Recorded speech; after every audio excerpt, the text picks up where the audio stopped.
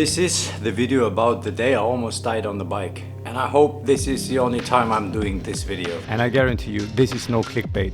But it's not a video to make you feel for riding a bike either. But this is a reminder that we as cyclists have no safety net in traffic. My name is Garrett. I'm a 32-year-old dad that just quit his six-figure corporate job to pursue his dream of being a full-time YouTube creator around endurance sports, filmmaking and dad life. 2 weeks ago I have been booked by my beloved partner uvex for a wonderful shooting in the Dolomites in Italy. We were filming a TV commercial for their 100-year jubilee, which is amazing, but it's not the topic of today's video.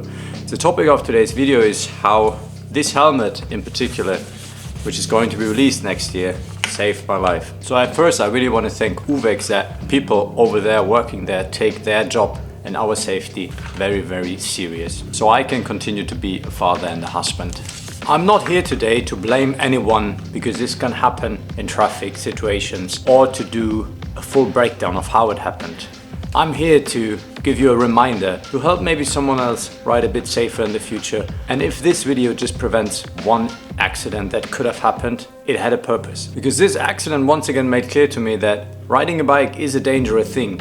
So I'm giving you a few lessons that I will adopt in the future. This is a helmet and you can see that it has some serious impact.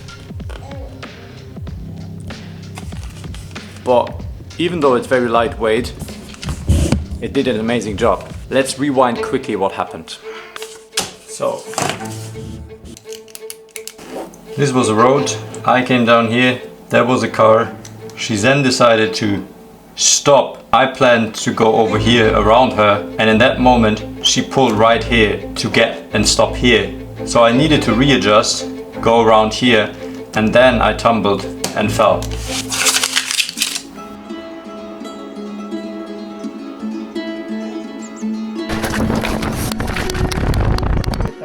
Sì. Chiamiamo l'ambulanza? Sì. Serve, mi dispiace.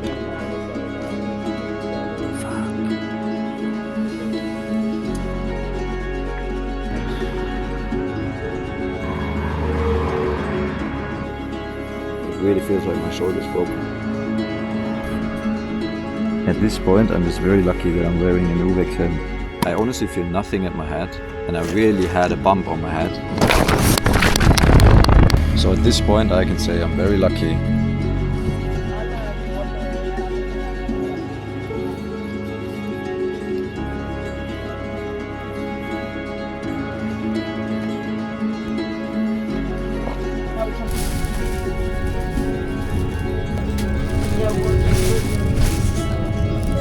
Ride safe, guys. Ride safe.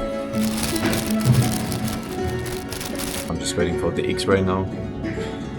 Really not sure what happened. I still don't know. Could be broken, could be... I can move it on the side a bit, but on the front I can just not lift the shoulder on my arm. Just the shoulder, everything else really fine. Just some skin issues or stuff like that, but nothing else.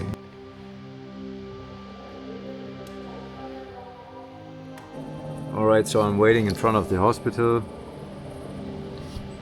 to get picked up back to the hotel, and my shoulder is, at least it's not getting worse. I don't even remember if I told you already that there is good news that nothing is broken. It's just a big trauma or something in the shoulder capsule that is broken. That's why I can't lift it, but it's not like anything crazy but needs to be operated on the X-ray. And honestly, I'm just insanely grateful. The police was here, haven't been very helpful. They just said your insurance need to contact the woman. She definitely told that she didn't do the blinker. She definitely told that it was her mistake. But yeah, they did a report and I hope that everything is covered. Like my bike is broken, the clothes are broken. I'm just very grateful, man. When we talk about that, like I don't have even a lot of... I would have thought that the whole part here is open. That was really luck at a very unlucky moment.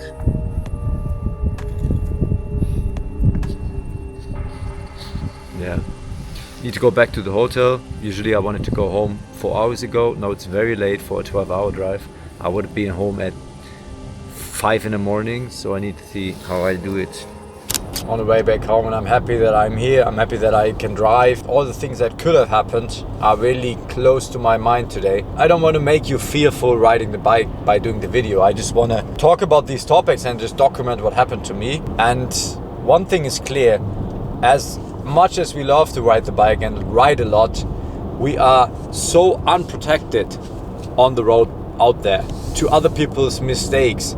There is no buffer zone for us. So I was thinking and reflecting what happened today and tried to share my 3 rules I have in mind after today. And the first one is definitely leave 20% in a pocket, especially when you don't need to. It's not a race. You shouldn't, or it's an unknown descent, the descent anyways. I mean, the apex speeds kick in, the hormones kicks in, but always ask yourself, is it worth it to go 100% now? I didn't go 100% on the descent today. I was just really unlucky. But we all know it, how close calls we had by just going a bit too much on a training ride. So I want to encourage you to once again reflect if this is really worth it, or if you can, you know, save that for a race. And the second thing is, and maybe the most important, is assume you are invisible. Just today, the lady immediately stepped out of the car and said, "Oh my God, I'm so sorry, I didn't see you." Obviously, but you always have to assume that no one saw you, and that's why, because you don't have that buffer zone of a car. Even today, that didn't help me. I always try to plan an escape route in every situation. If she does this now, or he does this now, what do I do now? And today I had my escape plan route, which was going on the free other side of the lane. I would have crashed into that car with I don't know how much speed on descent. So I needed to get rid of that escape lane and go on the other side around the car, and already encounter that the other one is doing a mistake. And then when they don't, just be happy about it. The third thing is, and I can't stress this enough, gear. Because of course wearing a helmet is a must. I mean, we all know it. Because today I wouldn't be sitting here if I didn't wear a helmet. But then I think it's also helmet and helmet.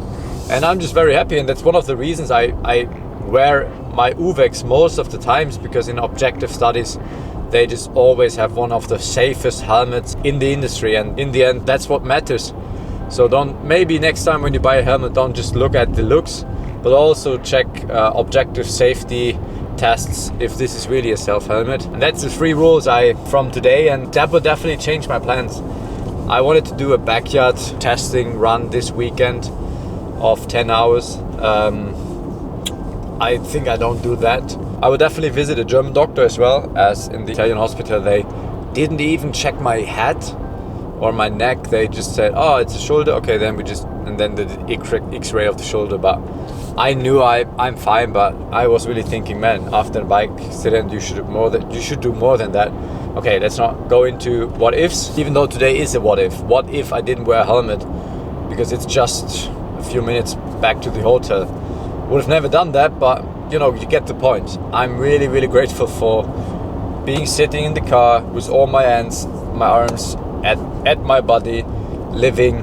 Actually, I'm not going home. I'm going to visit a friend of mine, as if I would have went home from here, I would have been home at 6 in the morning and I need to go the whole night. We wanted to hang out this weekend anyway, ride the bike, etc. We will just meet in Frankfurt and we will hang out. We will do a lot of stuff, because tomorrow I know I wake up and I'm just happy to live. Another friend is joining with his van. We will sleep in the van, just doing random stuff because I'm happy I'm still alive. If you don't want to miss, hit subscribe and tune in tomorrow.